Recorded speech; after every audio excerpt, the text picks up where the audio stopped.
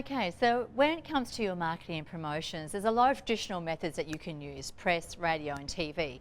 But I'm a big advocate for doing things outside the box. And I want to talk to you today about a couple of marketing strategies that I've used in the past, which have been highly successful because they actually have a really personalised approach to marketing. The first of them is guerrilla marketing, and just like the name, guerrilla means that you actually kind of like have a surprise element to your marketing and how you engage with your clients. Now in this instance we had a land development client in the Rockingham area. It was an older estate. It was competing against estates in the Baldivis area. Baldivis was new, fresh, it was hot. But we had to get rid of these last 85 lots in this Rockingham subdivision, and we had to be creative with how we did that. So we did market research in the estate and we found out that the residents were very happy, 100% happy. And so we started a campaign along the lines of Be Happy. And what we did as part of that was a guerrilla campaign where we actually engaged a group of young people, and they turned up to the train station every morning and every evening during peak time.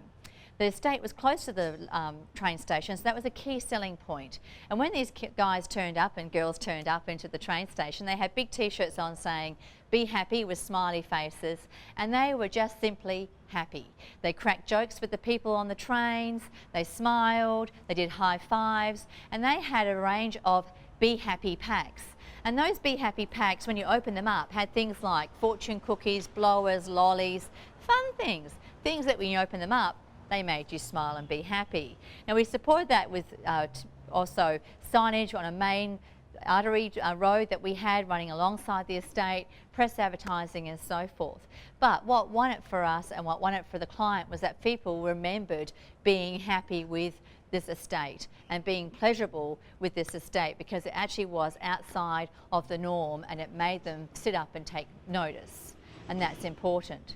Another campaign that I saw with a shopping centre in a very affluent suburb, I thought that was a very smart campaign. They totally used social media, so it was extremely cost effective. What they did was they were trying to stimulate business in their small boutique specialty shops, and so they were asking people to come in and book in for a makeover, a bit like a Trinity and Susanna.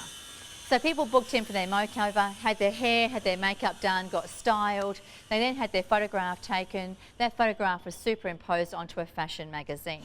Voila, instant supermodel. And what actually happened then was they loaded that image of that person on the front of the magazine onto their Facebook page. Well, you can imagine, everyone's ranting and raving about how great this person looks. That person goes and buys the outfit from the specialty store, and her friends go and book in for the makeover in this shopping centre.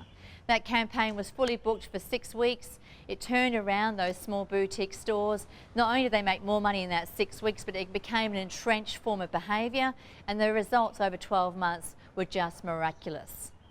You can be really creative with your marketing.